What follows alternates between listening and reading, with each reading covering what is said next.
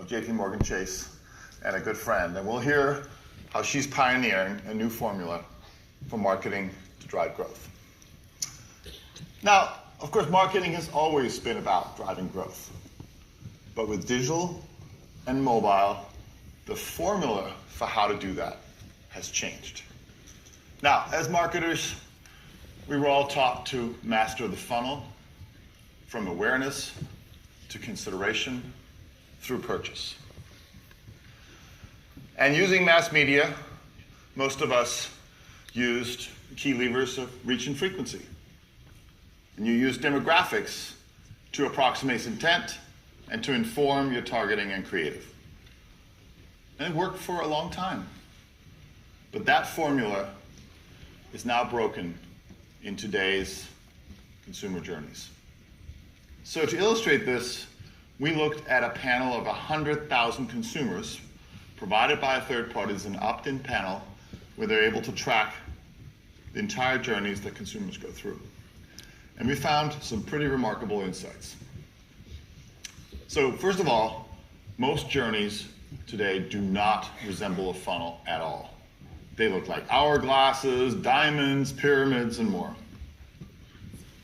And the reason is that digital and mobile have put consumers, like all of us, in control. We expect an immediate answer when we want to know something, do something, go somewhere, and buy something. And all of those intent-rich moments are creating journey shapes that are as unique as all of you. And in many ways, intent is redefining the marketing funnel. Let me show you what I mean by means of an example. So this is Jill. She's a 25-year-old from Tennessee. And she's been shopping for some new makeup after learning from a friend that the product she has been using may be irritating her sensitive skin. Now, a purchase decision like that, not very long ago, would have involved one trip to the drugstore. But now, in this case, it involved a 2-month journey over 100 brand touchpoints. So Jill started out with a flurry of Google searches on mobile, where she learned that she needs things that are hypoallergenic and aluminum-free. Okay, so armed with this knowledge, she narrows down her search to a handful of promising brands. So far, so good. Looks a lot like traditional funnel-like behavior. But wait, it widens. She goes on YouTube on her desktop to learn more, and her consideration set broadens as she discovers a treasure trove of how-to beauty tips and tricks. And we see her consideration set narrow and expand several times as she researches brands across mobile and desktop over the next 2 months. Yes, 2 months. And she is, if anything, more undecided than ever. Jill explores a number of retailers and brand websites over that time period, and it's Ulta Beauty's loyalty program, Ultimate Rewards, that wins her over. Researchers from those searches on Ultra Rewards and Ultra Rewards birthday gift seal the deal. But wait, there's one more angle. She doesn't buy online. She looks for Ulta locations so she can make the purchase in store. Now, that's just one journey. But I think we all recognize pieces of this in our own behavior, right? And the number of verticals and categories that we're seeing consumers act in their own self-interest, narrowing and broadening their consideration set. It's fundamentally changing behavior and something we couldn't possibly have predicted in the age-old funnel. So if you want to learn more about how intent is redefining the marketing funnel, you can follow this URL, thinkwithgoogle.com/intent. So there's an illustration that consumer journeys today are really evolving. They're complex, they're unpredictable, and this represents a challenge for all of us, right? It means that we have to evolve the formula for growth. I think in many ways, as the slide says, consumer choice is now heavily impacting and in some cases driving reach and frequency. And that is quite a change. People are choosing to engage with brands that are relevant, helpful, and personal. In a word, consumers expect assistance from brands. And they will seek out brands that are assistive, which means you have to capitalize on every opportunity to be helpful. If you do, you'll have a bigger impact on your customers' lives and on your business's bottom line. So the reality is that when people can count on brands, brands can count on growth. So we're seeing the brands that anticipate people's needs and help them in the moments that matter are the ones that win. Win their hearts, their minds, and their dollars. So how do you create a brand that people can count on?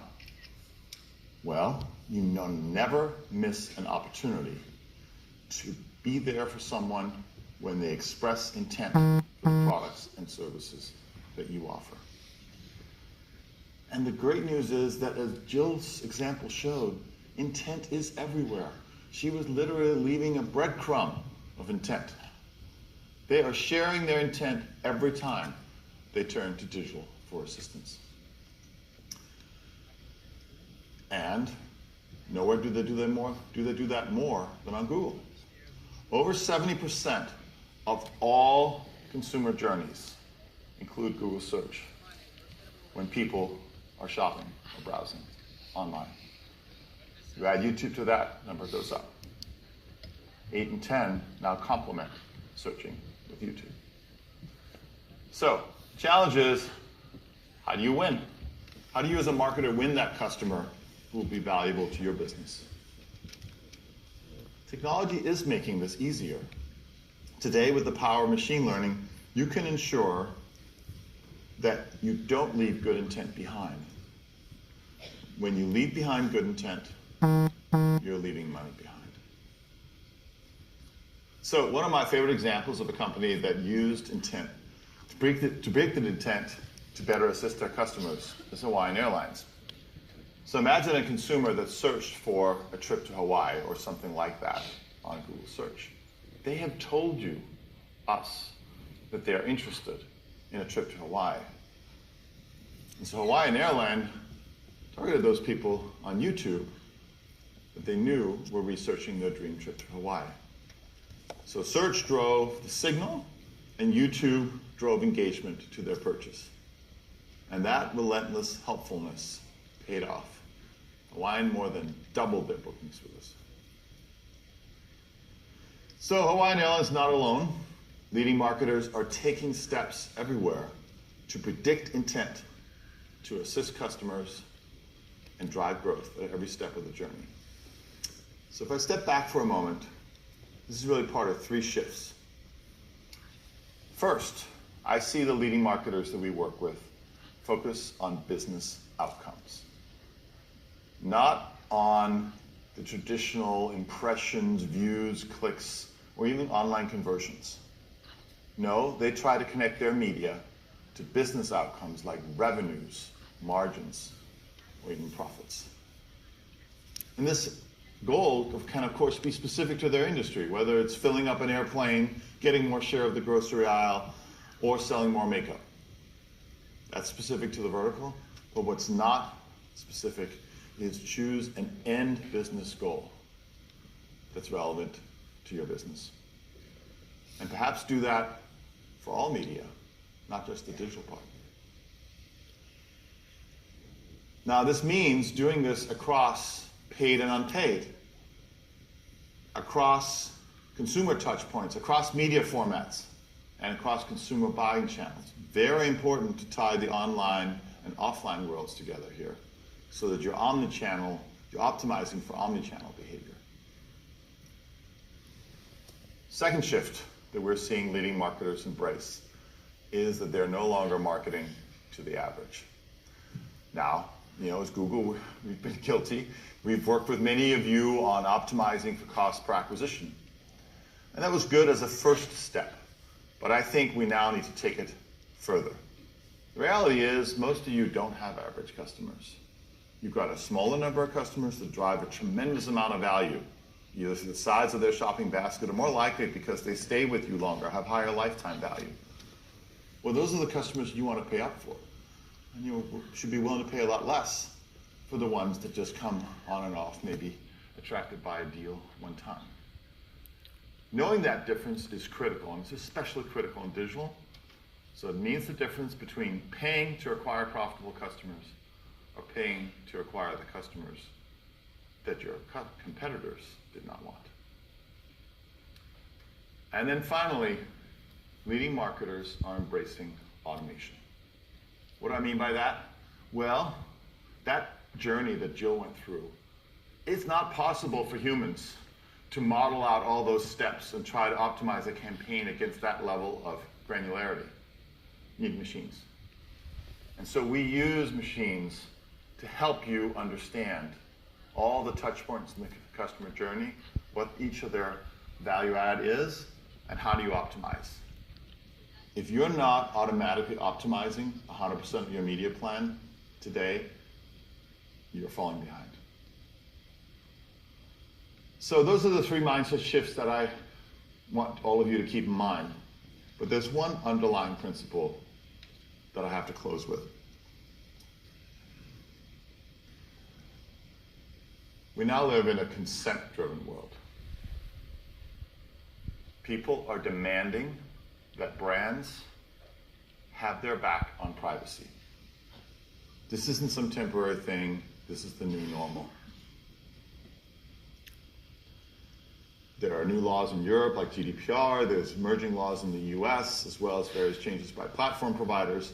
And all of those things pushing is a reflection of the consumer desire for greater protection. People expect you to provide transparency and choice. So as a brand, building trusted relationship with your customers is paramount. And you need to make sure that the partners you work with, including Google, hold the same high standards as you. Now, let me pivot to the best part of the session. I'm thrilled to introduce a leader, a great friend, who's building a global brand that people can count on and is driving tremendous growth as a result. So Crystalline is the CMO of Jpmorgan Chase. Forbes named her one of the top 10 CMOs in the world in 2018. And her work is not only in amazing impact, it's iconic, including the recent campaign during the US Open for working mothers that featured Serena Williams. I can't imagine a better person to help us understand the new formula for marketing today. Please help me welcome Kristen.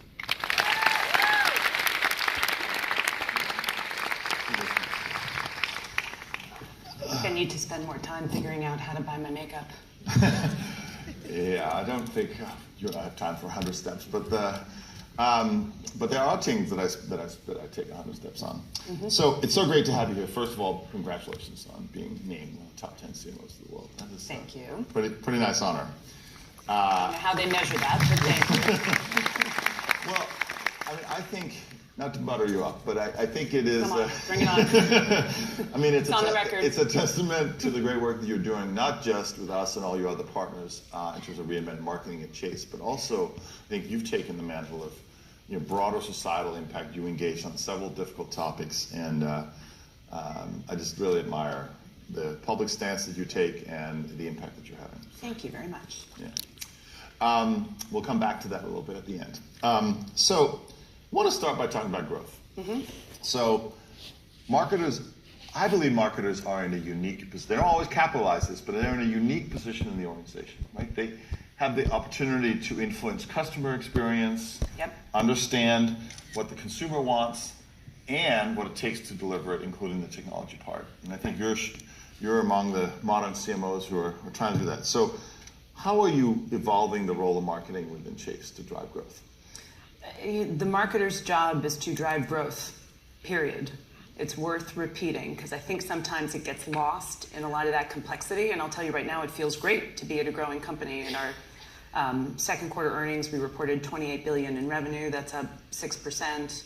We reported $8.3 billion in net income. That's up 16%. And the consumer businesses where the marketers spend the bulk of their time, credit card sales are up 11%, deposits are up 5%. So I feel really confident that marketing had something to do with that. Yep. And for a company of our size, with relationships with half of the households in America, that is no small task, particularly when you're 200 years old, not 10 years old. You got 180 to go. We're 20. It's our 20th anniversary. Good luck. If you're sitting and staring at a funnel, as you brought up, I think you're going to be an 18-monther in a CMO seat. The great thing is, I think the opportunity to think about your internal funnel has changed. There is no more sort of being at the bottom end of a number of decisions that have been made to where you're given a product to ship that sort of may be substandard and then everybody blames marketing that it didn't sell. You have to have the insight-based knowledge of the marketer much further into the process. So I think the best example of that for us is the Sapphire brand and a new product that we recently launched called Sapphire Banking. The most important relationship that we can have with our consumers is primary bank. You need the deposit relationship because that's the one from which the mortgage and the car and the credit card will come. It's the stickiest, it's the deepest. But does anybody know the name of their checking account? You'll probably think like Wells Fargo or B of A. Actually, the checking account itself has a name. Very few of them are brands. So we had a great brand in Sapphire in our credit card, and we'd had a great product launch 2 years ago with Sapphire Reserve. And we learned a lot about the customer that everybody's chasing, including Jill, the affluent millennial. And we learned they like value, they like experiences, and they're sort of afraid of, they want to lead an interesting life. They don't want to become boring like the Gen Xers. Like they want to become us, I think. And so how do you actually translate that into a bank account? So we rebranded the name of an existing bank account. We called it Sapphire Banking. It had been called Premier Platinum or something terrible that nobody had ever heard of. And we said, okay, what's the value piece? We'll waive ATM fees. What's the experience piece? We will extend the Sapphire Lounge. We know that people think that's a great experience. We'll offer free online trading. And the product's been available for a month with no marketing, and we're operating at 170% higher BAU than we were at the account level production on that, and we haven't started marketing it, and we don't even have the offer out. The offer will start in 2 weeks. All right, I'll stop selling. But it's a way of marketing has to be much further involved in the product design instead of just the people selling the thing. Right. No, I totally agree with that, and I think leaning into the customer experience, it also gives you a different seat at the table. If you're able to get there and you can bring the customer insight, it's fantastic. Yep. So one of the things that you've developed as a tagline internally at Chase that I really love is that you have a customer-obsessed mindset. Yep. Which is hard to do these days, as I talked about earlier. Customers are hard to track, they're fickle, they have very high expectations. Yep. And there's also an aspect of, you can go overboard, right? And it can get a little creepy. So how do you think about responsible growth in that environment? Yeah, well, I think it starts with the data, which you talked about, and not thinking about it as data, because even that sounds inhuman, but just thinking about it as the information around somebody's life, particularly in a financial relationship. It's their income, it's their investments, it's their mortgage. We try to look at, one, obviously being a steward of the data and protecting it, but we hear from customers over and over again, they want us to use it to have their back. They expect us to make it useful to them. So we're really focused on two things. One is how do we use it for better underwriting? And how do we use it to eliminate the application? Our products are still not products that everybody can buy, like makeup. You have to qualify. There's a lot of information that's required. It is a useful thing if we know a lot about you, and I know exactly how much of a mortgage you qualify for, and I can make that easy. Half of the customers that apply for our products are already Chase customers, and they don't get treated any differently. It's super annoying that we ask for their address and their email and things that we should already know, and they expect us to know that. In a one-click to accept world, that's the next opportunity for us. is to just make it drop dead easy to sign up for an account and to know what kind of account you should have or what kind of product you should have. Yeah. Well, and I think to your point, consumers will accept data collection and usage if there's value in it for them, if you're proving it, and that's exactly. And it doesn't feel like an application, it feels like an invitation to give me more information so I can better qualify you for a product. Exactly. So it's a mindset shift, but that's what being customer obsessed to me means. Yeah. Not just following them around the internet with the thing you want to sell them.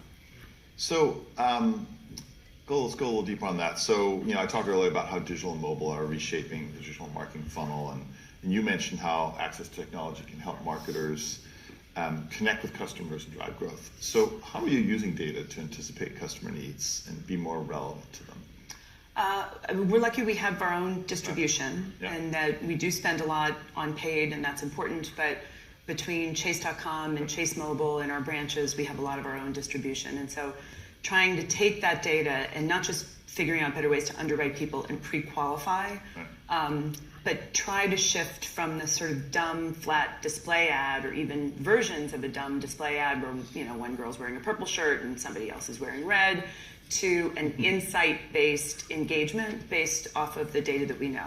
So today in a customer beta, we have sort of a series of tiles that will be insight-based, that will drive sort of user engagement on things that are useful to them, as well as a insight-based ad. So as an example, it'll have your transaction history, it'll have your credit score, it'll have how many ultimate rewards points you earned that day, but it could also say things like, hey, there's a Chase experience near you, click here to apply. Right.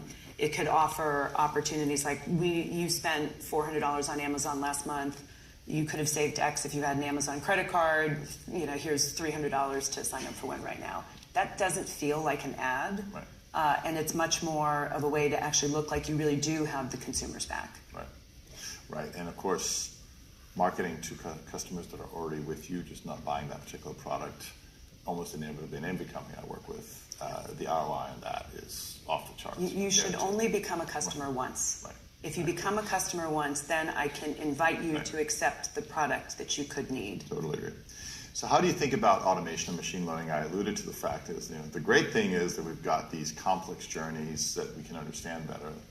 The downside is that everything is so much more complicated. So how do you think about that? So on automation, I think we've done a good job and have a path to a true decision-based offering for our owned channels, for Chase.com and for mobile. So that's not new, but it took a while with legacy systems and a morass. We finally have our tech stack on a page. It took a few years to get there to where we know each provider, we know exactly what piece does what, we know where we're evolving to. If you haven't seen your tech stack on a single page, you should go do that today. And if you don't get the answer, see if you can get the answer. So we're working through that piece of it. The next step will be far more automation on our campaign management. There's still too many manual handoffs and nest and list pulling and blah.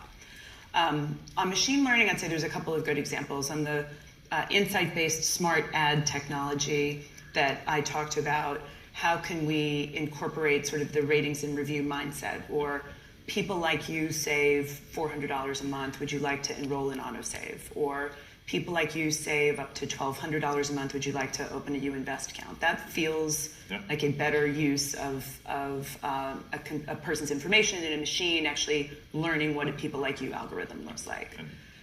Mortgage is another one where we have 60 million US households, 30 million of them have mortgages, 3 million of them have a mortgage with Chase. Like, that's either really, really bad or a big opportunity. It's a highly considered purchase. The consumer does a lot of research and you can see those signals of intent clearly, and it's actually where Google has been incredibly useful in aggregating those signals with the machine in a way that can be far more efficient. Right. No, I think we're doing some really good work with you guys on leveraging the data to get you to a higher point of efficiency and automation. Right. So what's the biggest challenge that you've faced in getting ahead of your customers' needs? If I haven't beat it to death, it's the technology.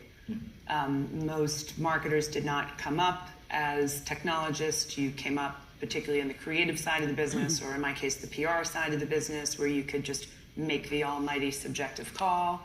and figuring out how to become a technologist and get the right attention from technology, which marketing typically didn't, is a big challenge. And then I guess the other piece of that is the change management that goes along with your organization evolving to that. Because everybody will say, sure, I'm customer obsessed and I want to get to customer level personalization. Yeah, but when it comes to your individual P&L having fewer impressions, because that's not as valuable to the customer, you get people understandably getting anxious about it. Great in theory, getting people to actually practice it and buy in that that's going to be the right thing for the firm long term, and don't worry about your little monthly KPI for your crappy little campaign, then we'll be in a better place. Hopefully the campaign won't be crappy. Right. Well, to Kristen's point, I think for everyone out there, chances are in your company you'll have teams that are siloed with different objectives and are working across purposes, right? So you want to, if you have let's say an online channel and a store channel, like in Chase's case, you got to make sure that the incentives are aligned across those teams so the store manager views as in their interest to drive digital traffic into the store, and that it's okay if the customer service happens online if that's what the customer prefers. Yes. And those are where the humans. That's a nice way of Alan saying we're not always easy to deal with. No, I'm saying it's reality, right? It's reality. It is. It's reality. It is. Mm-hmm. So let's talk about what success looks like. I'm constantly meeting with marketers, and as I alluded to in my opening comments, who are focused singularly on media metrics. But I think one of the things I love working with you is that you guys are elevating that to focus more on strategic business goals. So how are you connecting your digital media, or even all media, to business outcomes? Yeah, and as I said, the reason we're not all that easy to deal with is because often the media budgets sit with the business or sit with the product, and sometimes those people aren't always as expert because it's not necessarily their job in a rapidly evolving media field. What we are trying to do, we hired a chief media officer. It's hard to believe we never had one before, but we've hired one recently who was the CMO for National Australia Bank, is get some consistent KPIs across campaigns. Again, not innovative, but what's the business outcome you're driving? Brand awareness is not a KPI. Our brand awareness is 99%. You can track it, you can look at it. It's not a KPI. That's not going to be the purpose of a campaign. No more brand studies. Again, if you want to look at one, great, but you're not going to pay for one. And how do we actually link the real business drivers? And one of the things that we're doing that we're excited about with you all is tying how we view customer level profitability and lifetime value with what the media buy looks like, which is the first time we've been able to do that. And not just look at CPA, because CPA is not all equal, but how you actually look at the individual customer and bid much more efficiently on that. And then you're really getting return on media investment, not just better performance than the other thing. Yeah, I totally agree with that. Private banking client would be more valuable than regular check. But even among credit card customers, one Sapphire customer is more valuable than another Sapphire customer or Freedom customer. Instead of just looking at CPA, we should track CPA, but that's not the way we run the business. I totally agree. So we've talked a little about data, we've talked about technology, but storytelling, I think, has always been at the heart of marketing. And the way we share and create and share stories really has changed. So you called your recent ad with Serena Williams, the best piece of work you've ever been part of. Yep. So I thought it was fantastic. So I thought we should play the clip, and then let's talk about what was the key insight behind the campaign. Let's play the video.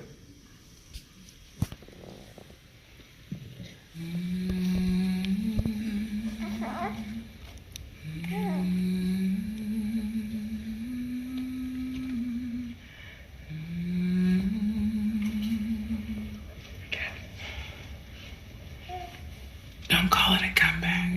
I've been here for years, rocking my peers, putting suckers in fear, making the tears rain down like a monsoon, explosions overpowering, over the competition, I'm towering.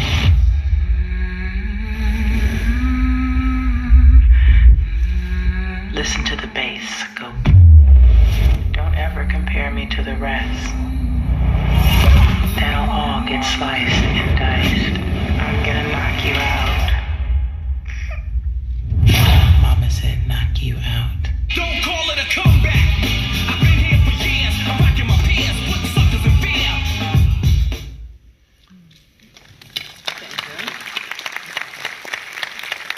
So everything I said notwithstanding, sometimes you should make a piece of work with no business outcome at all, just because, which was what that was. We knew we had a moment and a cultural moment to tap into. We've been partners with Serena Williams for 5 years. We've been partners with the US Open for 37 or something. And there was a moment of a working mom, a very well-known working mom, going back to work. But there was also a moment where, I mean, think about it. Our industry has not always been great at accurately and realistically representing motherhood. Right. It's kind of idealized a lot in the baby care arena, or it's like a sitcom. And, you know, anybody who's ever been a parent knows it's nothing like that. It's joy, it's boredom, it's drudgery, it's guilt, it's self-doubt. And in Serena's case, her decision to be super truthful about that instantly made her more relatable, and the rest of us no longer have to feel like a hot mess, right? Because she's wrestling with those same issues. So huge credit to Droga 5. They came up with the idea, and David himself said, you have to make this ad. And I said, okay. Well, we didn't business case it. We sort of railroaded it through, and I asked no one, and that worked. But truth be told, we made 2 Serena ads. I don't know if people saw it. There was one that was a traditional product called action ad where she goes and gets cash out of the ATM using her phone. And the KPI was to drive more adoption of NFC. That worked. And then there was the This Mom ad that had like really no business outcome at all other than to drive more love for Chase. We spent more than twice as much on the NFC ad. And again, it worked. It had about 111 million impressions, including paid, and we had to obviously pump up more paid on it. The This Mom ad, we did very little paid. We put a little more into it as she started getting further along, and it had, right now we're at about 260 million impressions. People watched it, they shared it, they loved it, the engagement on Instagram of how it made people feel. I don't know how to measure that, but I know that was a great ad to produce, and we'll hopefully have long-term outcomes, or I won't be in my job. That happens too. Well, I think you're doing pretty well. So, okay, so to wrap up, what's one thing that excites you about the future of marketing? I'd say there's a shift in how marketers are seen, and that there aren't any boundaries anymore in the job. The line between marketing and product and sales and technology and operations is really blurring, and I would just advise anyone not just to lean into that, but to lunge at that. The things that marketers are focused on now are much less how many volume of units are we going to sell, but the insights that the marketer brings and the skills that we have around data and the humanity of the data and how you can activate that for the benefit of the customer makes you much more involved in running the company than just running the marketing department. So, I mean, I shouldn't say this out loud, but I don't know that I ever want another job at the company. Like, right. This is the best one, and I feel completely uncontained in what my team and I are doing to help drive great business outcomes for the company. And so there's never been a better time to be in our seats. I love that, and we desperately need more CMOs to feel that way. And it's just an honor to share the stage with you, for you to share the excitement that and all the things that are happening at Chase. Thank you to the audience for coming. Enjoy the rest of Ad Week. Thanks.